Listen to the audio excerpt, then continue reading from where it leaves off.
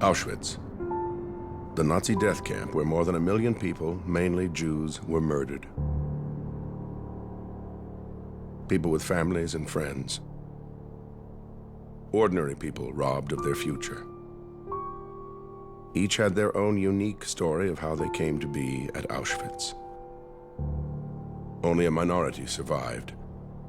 And today, decades later, very few can explain what happened there as witness to its human terror. Kitty Hart-Moxon was 17 years old when she arrived at Auschwitz-Birkenau in April 1943. Now she travels back one last time to answer the questions of a new generation.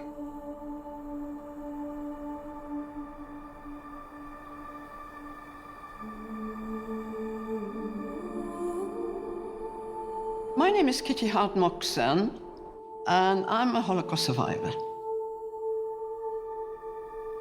Designed as a factory of death, no one was intended to survive, let alone describe its inhumanity to a world not yet ready to listen. No one wanted to know, no one wanted to hear what I had to say. But I made a commitment that the people don't want to hear, but I'm going to make sure that they will. I've been here many times, but I really wanted to come with 2 girls who were my age when I was here. I want to show them the struggle for survival. What were your first impressions of the camp? There was just the most incredible mud. And then we saw like a glow in the distance. And soon when we got there, we saw ghost-like figures with shaved heads, staggering in tattered clothes, with great big eyes, screaming in all languages and being beaten. And we thought, my God, is this what's going to happen to us? I've known Kitty since I was born. I've known about her story since I was little and sort of grown up with the influence of it. What did you first see when you got off the train? Alsatian dogs. They were barking, trying to get at us. And I wanted to try and understand a bit better how she coped in these conditions and how she managed to survive for so long. And we're walking into the women's camp now. I met Kitty for the first time after the school talk she gave us, and I went up and asked some questions to her. And I'm just kind of nervous and excited because I want to see it from a different perspective that I may have seen it in class. And you see these stumps? These are the chimneys of the wooden barracks. What happens to you when you were in those formative years, age 13 to 16? It shapes you and your character for the whole of your life. Auschwitz is where my grandma feels she belongs, and it always calls her back.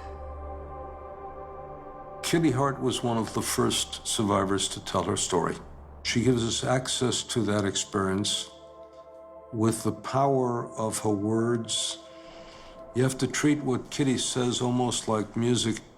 I hear what she says, and I also try to listen to what she has left unsaid. You see this crossroad? The crossroad was the crossroad to life or death. The very fact that Kitty was an eyewitness and can say, this is what I saw, actually ensures that it cannot be denied, that the intentionality of the perpetrators is clear, and that it's indisputable that what she saw is what happened. And as you walked, you got stuck in this mud, and all these people were falling around in the mud. You cannot stand there and simply say, this is okay. This should never have happened. It should never have existed. And as a human being thinking about the experience of others, you just realize this is no place for anybody to have ever been.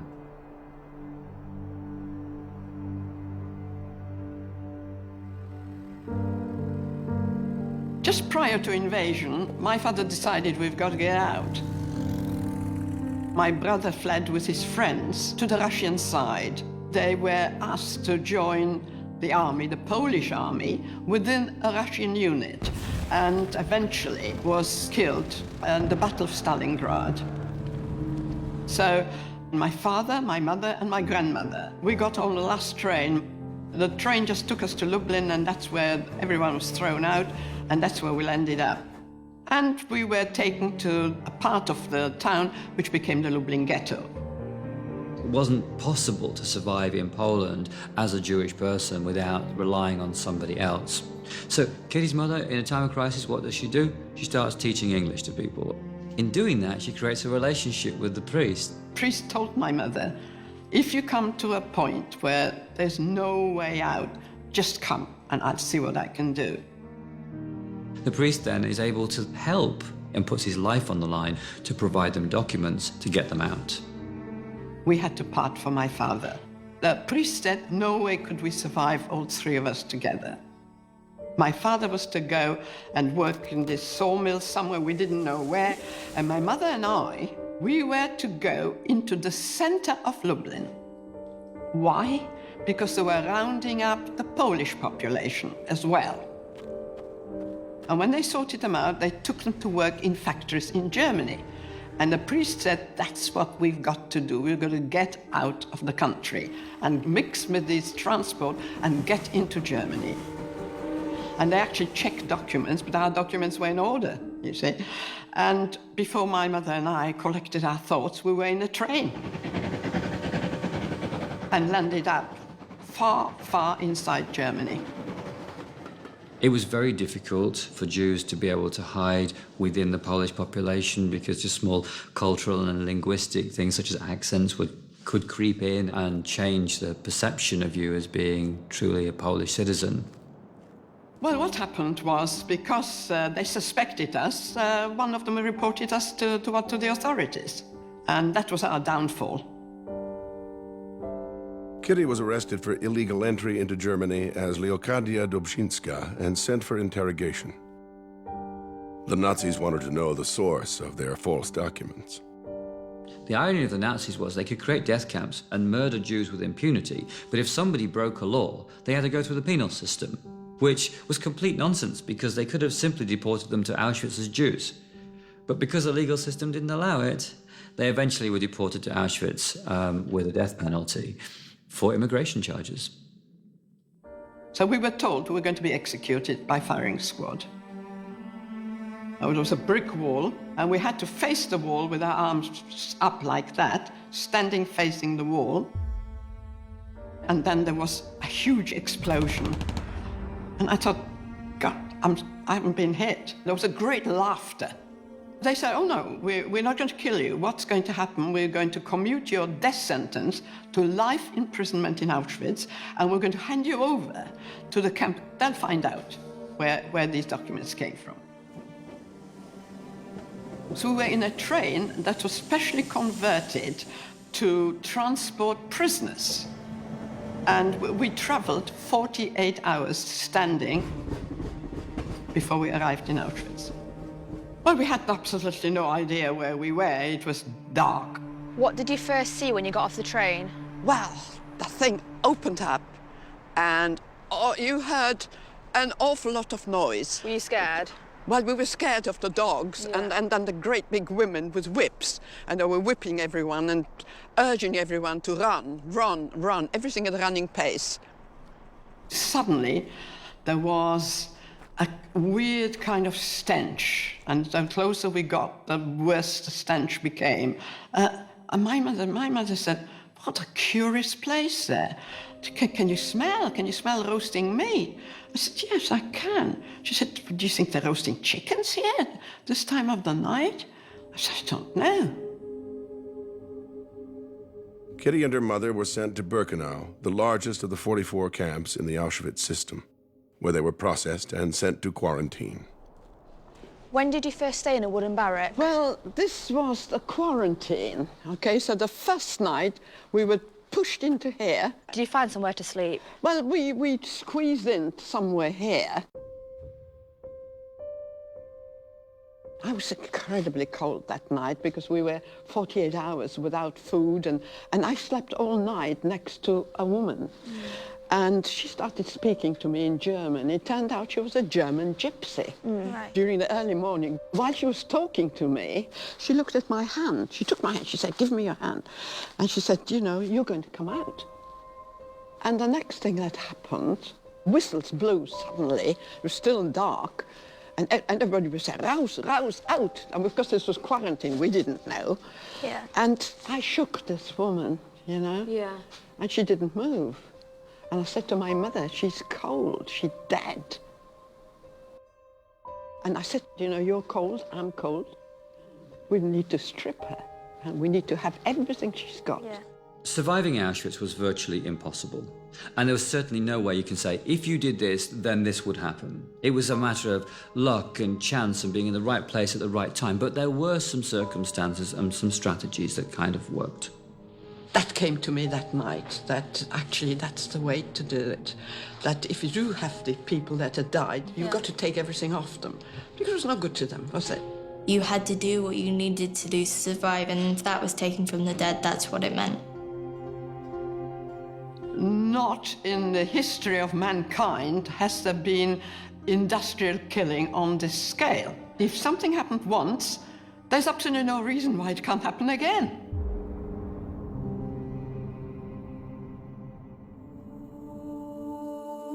In 1943, Kitty was assigned to work on a new rail line into Birkenau called the Ramp. In 1944, she watched as transports of Jews from Hungary started to arrive. What was the importance of the ramp? People arrived in cattle trucks, and sometimes 7 or 10 trains would arrive in say, 24 hours. And people were sealed in, almost airtight, just a little bit of air coming through the slats. Sometimes the trains were sealed here for hours before they were allowed to unload. Did people die in the trains? Yeah, a lot of people died before they arrived here. Some people travelled 7 days before they arrived here. Did anyone have any idea what was happening when they got off the train? People had not the foggiest idea what was going to happen. Of course, there were people coming from the ghettos, so they didn't expect anything, you know, good, obviously. Everything was very nice and quiet because they didn't want people to panic. So loudspeakers were here telling people, well, there's a lot of typhus here, and so you're all going to be disinfected, and we've got to split. We went from women and women with children. Leave your luggage, you're going to get your luggage later. And then someone came, right, left, men this way, women with children on one side. Younger people are younger, you can go that way. Oh, you're older, you take your child with you, it'll be fine. You take your child, we're not going to split you up. It was shocking to see that you stood in the exact same place as those people did once. At the ramp, women with children and the elderly were sent directly to their death. And if you were young and able-bodied, and if at that period of time they needed workers, then you were chosen for slave labor, which essentially meant that you were chosen to die slowly, not to die immediately in the gas chambers. Let me tell you, at this point, families were split, never ever saw one another again. So some of the men were taken this way, okay. Some of the girls that were selected to go into the camp were taken through there. You were just told to go that way. And you know the road there, where does that go? The gas chambers. That's it.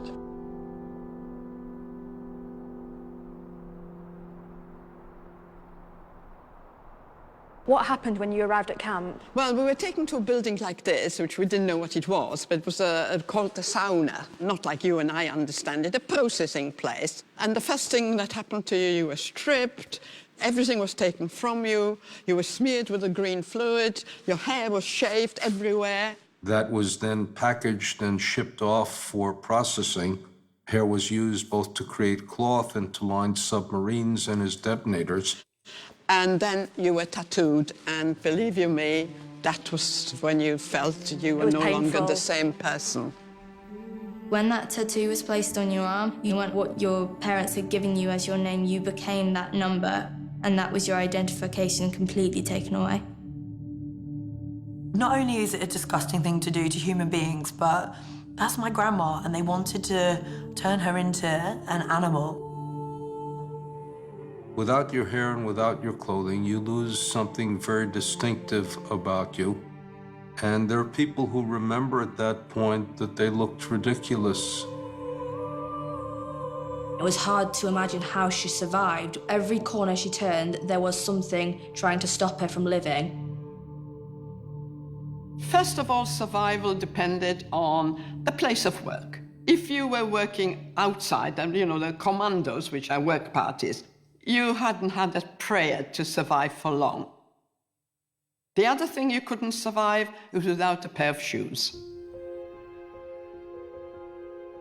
Well, the problem was that you were issued wooden clogs. Your clogs would get stuck in the mud, your feet would rub, they would get infected, and you were dead. If you didn't have your bowl, you were dead, because nobody would give you their bowl.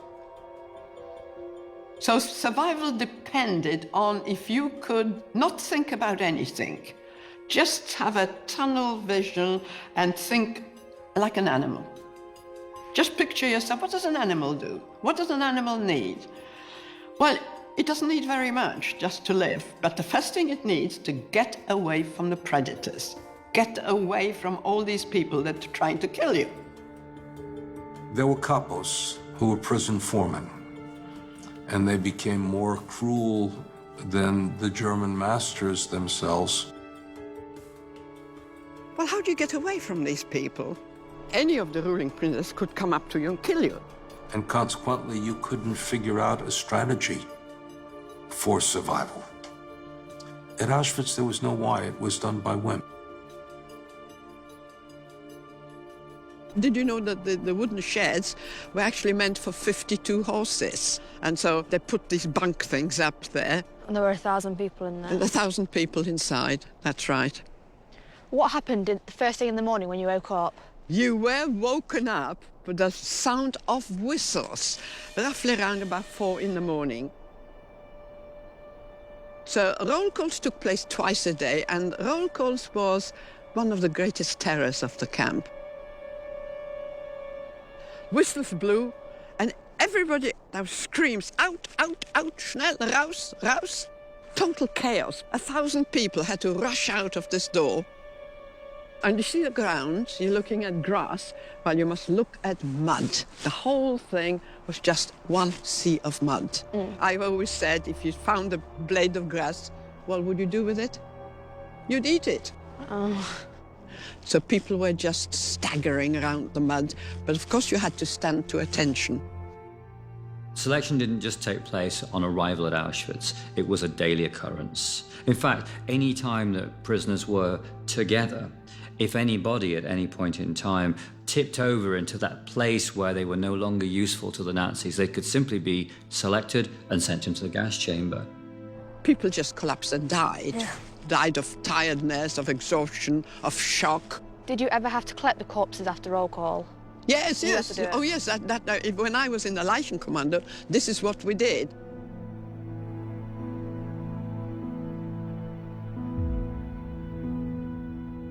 Well, I don't know if people realize, but when you are hungry, hunger is a total obsession. You're just thinking, hunger, hunger, I must have something to eat. I must. If I don't eat something, I'll die. It depended where you were in line as to how much nutrition you got. If you were at the beginning of the line, you got pure water. If you were at the end of the line, you had a problem because they might run out of food. And if you knew the person who was ladling out the food, then in one sense, they dug deep and they got the stuff in the soup that landed at the bottom, whether it's a potato or a carrot or something.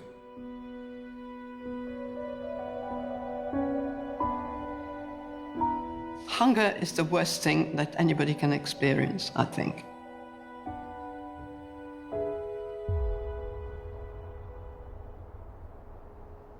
Did you stay in a bunk like this then? If you were lucky, there was a one straw mattress and Right. one blanket for 8 people. How did 8 people sleep here? Like sardines next That's to each it, other? you've got it. Yeah. Head to feet, so you had somebody's feet in your face. Yeah. Did people die in the night then? Did you have any Yes, experience people with died that? in the night, that's right. If somebody died next to you, all of a sudden you found your own body heat going out. You needed the warmth of the other body in order to stay, I wouldn't say warm, but to stay less cold during the frigid nights. Suppose you needed to go to the toilet at night. There's no toilets in here. Well, A, there are no toilets. B, you were not allowed out. The barracks had buckets. Now, a veteran prisoner would try to judge when to go to the bathroom at night by such a way as listening very carefully to what happened to the prisoner before you, to make sure that you weren't the last to fill the bucket, because if you were last to fill the bucket, you had to take it out and empty it. You look at that. You see what this is? It's mud. That's just mud. Yeah. That's right. And very often there was a mess here as well. Yeah. Because you couldn't get to the bucket. Right. You had the permission to, even during the night, to use the bucket. So those were your living quarters. It was just so horrific to think that anybody could stuff all these people in this tiny space. I have a place to go to the toilet, and I have a place to sleep, and I have a place to have food, and I know that I will get it. The Nazis made sure in every way possible you didn't get what you needed. Something to eat, somewhere to sleep, and I'm afraid, if you don't mind the language, somewhere to shit. Now, what I'm going to show you is the latrines, okay? Now, you see that entrance? Mm-hmm. Thousands had to get through this entrance. And, of course, there was a functionary prisoner in charge and wouldn't let you in. But did you know, I worked there at one stage, so let's just show you what it was like. How did you get the job to work here? Well, I had to buy myself to work. I thought it'd be a good place. At least I'd have access to the lavatory. Yeah. And it was horrible. There's nothing further from what a 16-year-old girl would want to be doing with her life than having her arms in shit. And yet, for her, that was a privilege. Because when she was in the Scheisskommando, it meant that she wasn't digging a ditch. She didn't have somebody flogging her to death because she couldn't dig fast enough. She wasn't actually freezing to death because she was inside. And what's more, the Nazis were nowhere near that place. So being in the Scheisskommando was a 16-year-old's dream in Auschwitz. So that was an open sewer. Thousands of women going in there.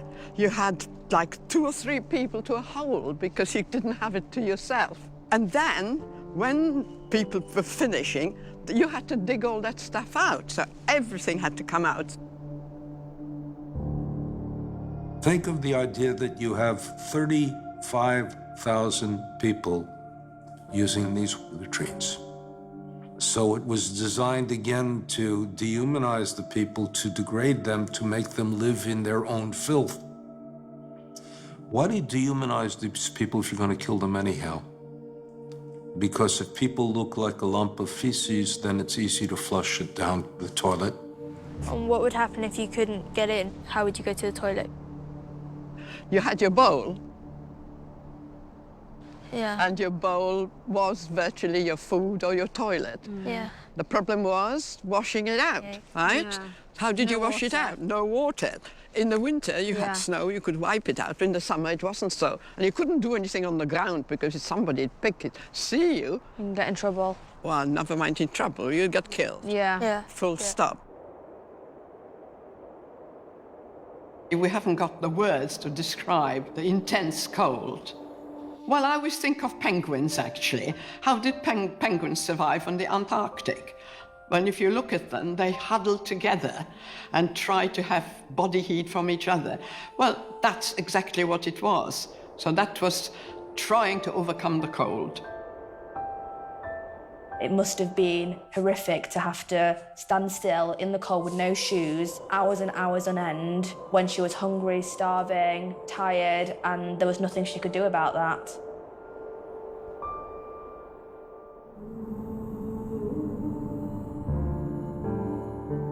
During a selection, there was most feared, because there you knew, at random, you could be selected to die. So fear, that was the greatest fear, selections.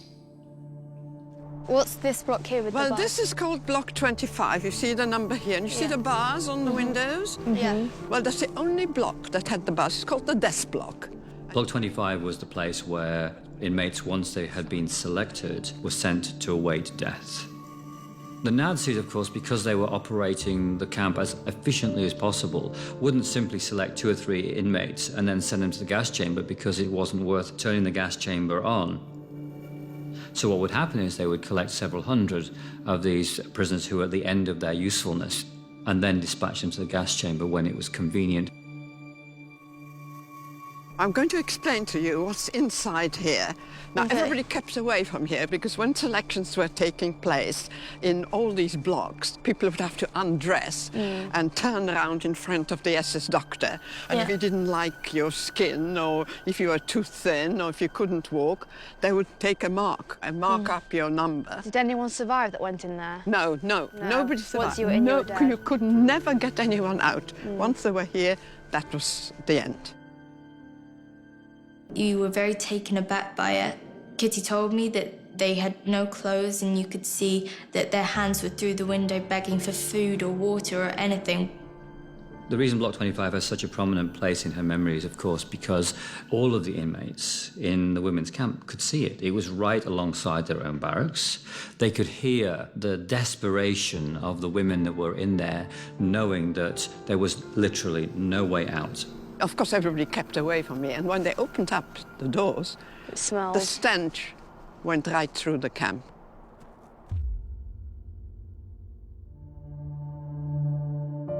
Well, language was a big problem because the camp had its own language, and it was actually a combined German and Polish sort of slang.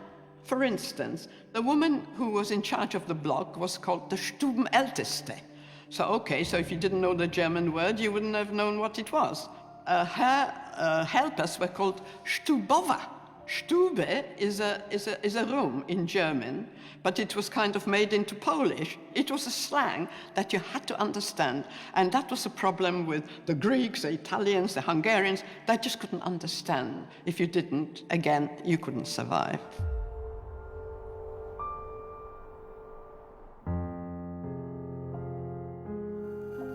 I lost my friends all the time. And that was the worst of it, that you had your friends, you established a contact, you already had someone that was, had access, and you could get this, and you could get that, and you could get a bit of food. And then, all of a sudden, they were gone. Just having somebody that you knew that could help you in a given moment in time could be the difference between life and death. Everybody needed the friendship or the sense of I need you to be able to mediate a situation that wasn't designed to allow you to live. What were the white things on these fences? Now, if you look at these white things, that's high-tension electric fencing. You are very, very cautious not to go too close, because if you did, you committed suicide. People commit suicide often. That was the easiest way out. You just touched the fence and you were dead. And if you touched this person, you were dead as well, because electricity would pass through your body to the next person. Or you were shot from the watchtowers if you came too close. So yes, people went on the fence, yes.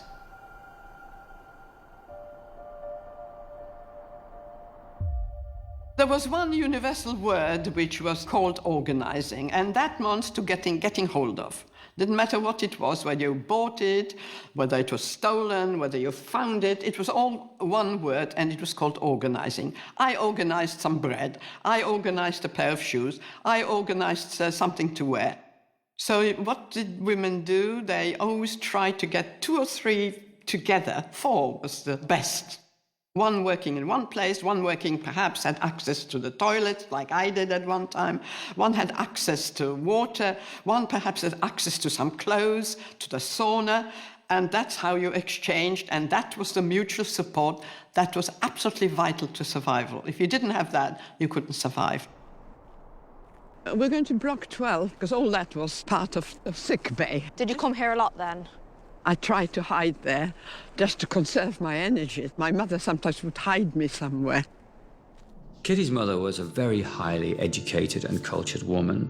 Once she got into the Holocaust, her knowledge of German was going to be really important to her. She had both the physical attributes and the mental attributes to be able to work her way through very difficult circumstances. And my mother worked right throughout the time. She was working there. She was supposed to be a nurse, but of course you couldn't nurse anyone. My mother psychologically tried to keep people alive by simply begging them to live another day. Working in the hospital meant that her mother was able to help Kitty Between the two of them, they could work together to enable just increasing the chances of survival a little. My mother was working in an infirmary, an infectious block. So when I had typhus, I was on my mother's block.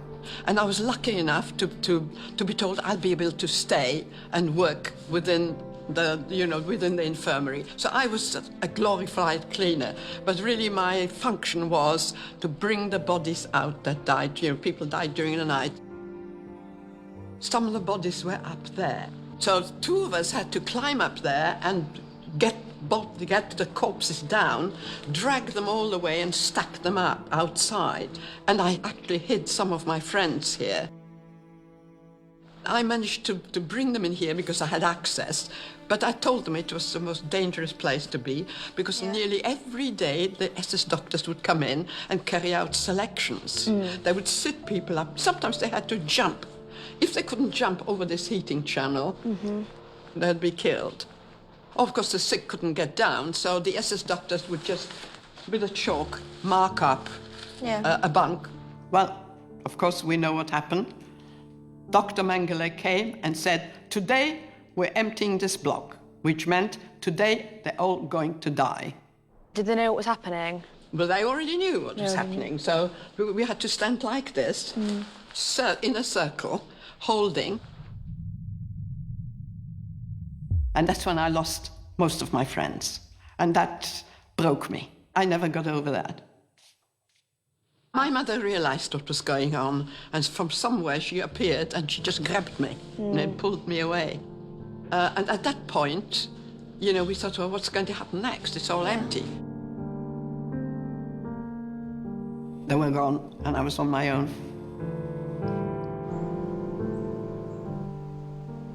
There was a place called Canada, named after the country Canada, which was the place in which they confiscated all of the valuables, they sorted it, they inventoried it, they then shipped it back to Germany for use.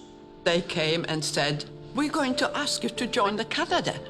My mother said, there'll be food there. You must do it. There will be food. You'll find it among the clothes. Yeah. And so I said, yes, okay. And that's how I got to the Canada.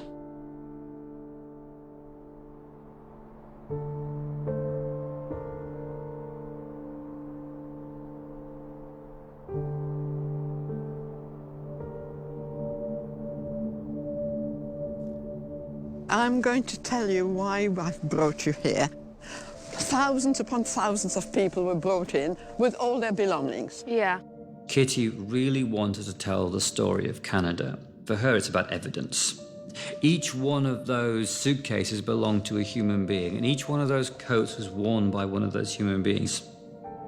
What she's trying to get across to us, I think, is just the scale of the killing based on the scale of that site. So there were 30 sheds here, all full of people's belongings, and we were here to do the sorting of the belongings.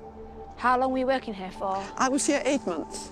There were 2 pathways. Yeah. That pathway at the bottom had a huge heap, like 3-story high.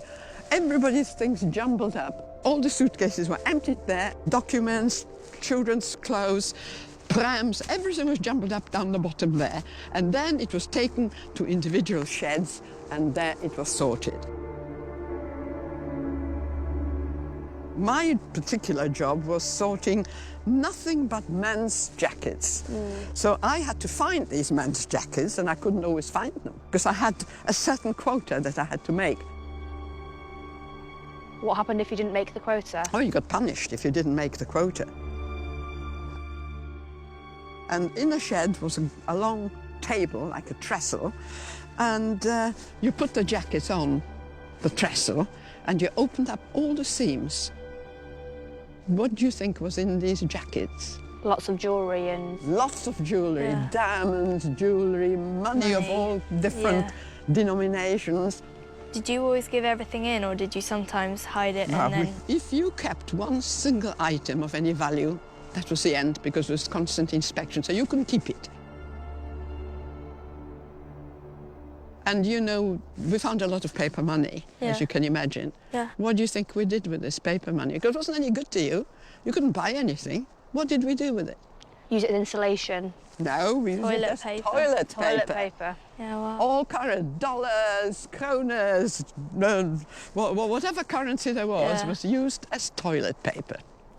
One of the SS who took us to the Canada made a speech, and he said, because you're here, you're never going to be back in the main camp, because what you see, we cannot allow it. There's only one way out of here, and that's through the chimney.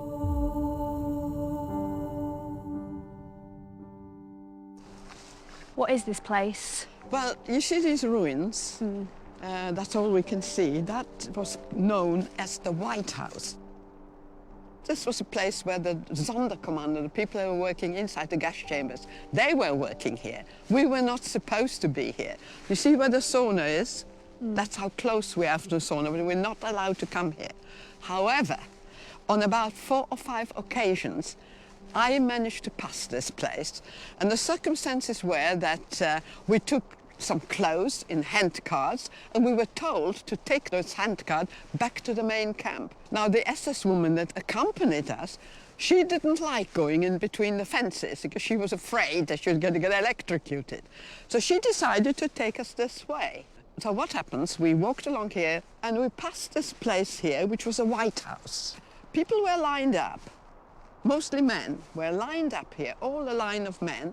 Each one was sort of going in as you were passing by, and you could hear a shot. And we were told by the men, by the Sonderkommando, being shot in the neck. Could you just hear it, or could you see it? You could hear the shot, yes, you could hear a shot. Now, the other thing is that she said, you mustn't look around, you walk and you keep your head down. But we did see, so what did we see? We saw some men throwing in bodies into pits, and smoke coming out and fire coming out of the pits, and those were some of the bodies that they couldn't burn in the ovens. They were bringing them in here and burning them in pits. So this is a pit there where you're seeing all this vegetation. And I actually found one pit some years ago and found human remains, and I think it was that pit over there. And I passed this about 4 or 5 times within the 8 months that I was working here. How did it make you feel when you passed? It was a horrific sight. And we didn't even want to look. But of course we did, you know, it was forbidden. But it was just horrific because you were just seeing bodies being burnt and the fire coming out of the pits and smoke all over the place. There were several, we passed several pits. There was one here, there was another one down there. But there were many pits here, but I recall that one particularly, very close to the sauna.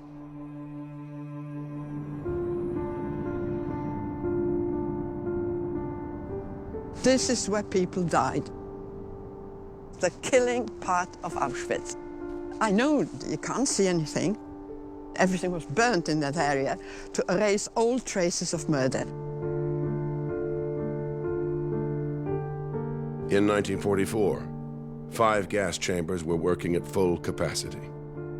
Kitty Hart-Moxon was placed in the Canada section at Auschwitz-Birkenau, right alongside crematorium number 4, where Jews were being gassed every day. Right at the back of the fence was the gas chamber and crematorium number 4. Right. And we had a direct view into that gas chamber. See this wood there? Yeah. That's where groups of people were sitting. Small children running around. They had no idea what was going to happen.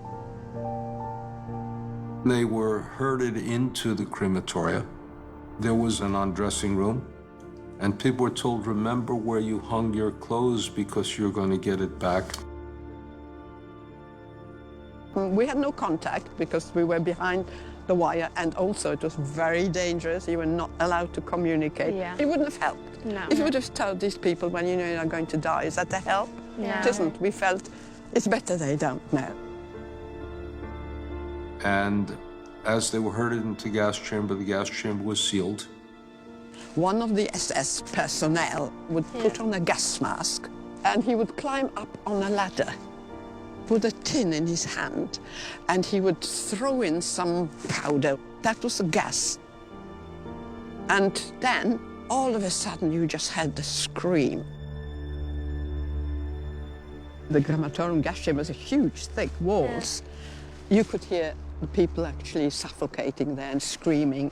And eventually, after 20 minutes, it was quiet. The Sonderkommando who worked in the gas chamber reported that people climbed up on top of each other, and they sort of were in a sculptural pyramid. The gas was evacuated, and then they were taken to the ovens, and there was a dissecting table. They opened them up to make sure that people did not die with something valuable inside themselves. What Birkenau essentially did was to reduce the human being to a consumable byproduct of the killing process.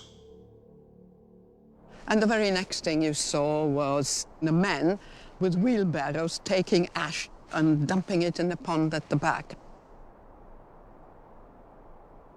Do you think I could actually believe it? No. Did you and your friends talk about it, what you saw? We tried not to talk about it. We knew it was happening, but, you know, we decided we mustn't talk about it. Don't look, don't look. Yeah. We know it's going on, but don't look at it.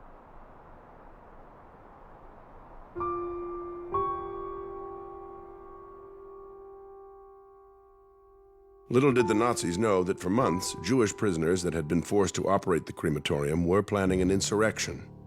On October 7, 1944, Kitty was witness to the uprising that day. There was just a loud noise. And when this noise happened, we thought that was it. My friends and I, we threw ourselves down, just like that, cover our heads, lie flat on the ground.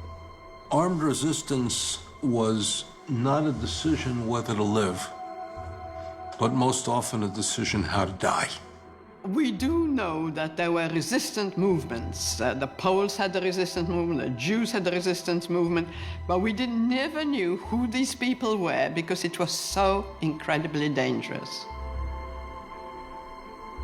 We didn't know it was uprising until we saw the men actually come over. They seemed to have cut part of the fencing, because that was electrified fence. Yeah. So they seemed to have cut the fence and run over, and they tried to escape somewhere. Yeah, I don't know where, but they were running all over. And we were just lying down, spread-eagled, because that was the safest thing to do. There was a general shootout. They came in on motorcycles with machine guns, and I think they got most of the men. Kitty was also a witness to the fact that Jews did not go like lambs to the slaughter, that they were thinking about what they could do to overcome the Nazis, and with absolutely no chance whatsoever to get hold of the explosives, to be able to overcome the tight strictures on them. These Jewish people did that. Following the uprising was a huge inquiry, like a whole roll call with an inquiry. And during that inquiry, one of the SS women came and called my number, 39934. And I was transferred back to the main camp. And I had no idea why.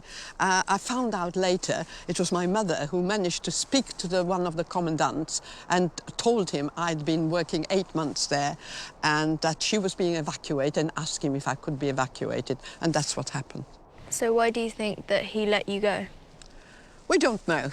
We don't know. I think my mother spoke this perfect German, and she didn't beg, she didn't crawl. She just got up there and spoke, asked to speak to him in a proper manner, and I think he took it on board and called my number. Well, I was transferred to the main camp. We were on this list to be evacuated, and my mother looked around and she thought, oh my goodness, we are all with these functionary prisoners. I wonder if they'll kill us. And we were put into a cattle truck. And my mother made a speech. Just remember, we are leaving here. We are all equal from now on. We will no longer have your functions. And remember, we may need one another's help. So, from now on, you're all going to be friends. And that's what happened. After leaving Auschwitz-Birkenau in November 1944, Kitty and her mother went through a further 6 camps and several death marches before finally being liberated in Salzwedel, Germany, April 14th, 1945. Liberation was at best bittersweet. It meant that for the first time they had to confront loss. Loss of parents, loss of spouses, loss of children, loss of entire communities, loss of entire worlds. And for years they had guarded themselves from feeling anything, and once they felt the feeling of vacuum, of emptiness, sometimes shattered them. You tried not to be emotional about anything. If you did, your emotions would just take over and you couldn't go on. That a civilized nation would take people on a train, bring them to gassing, annihilate them, confiscate and recycle the elements of their body, and do that systematically day in, day out.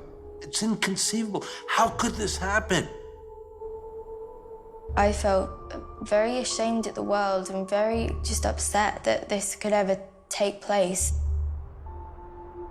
Some people see it as just a time in history, but they don't understand how it relates to us today.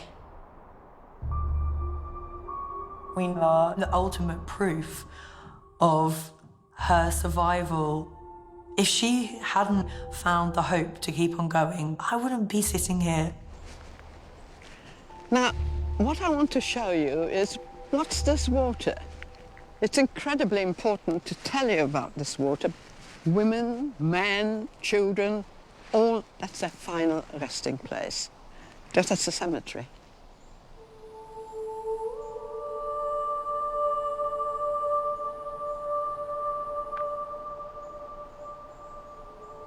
Kitty Hart-Moxon is saying, I was here, this is what they did to me, this is how it was set up, but I prevailed. There are people that simply don't believe that this place existed. We know it happened to the Jews, but the Jews went the first and they went the last, so who's going to be next?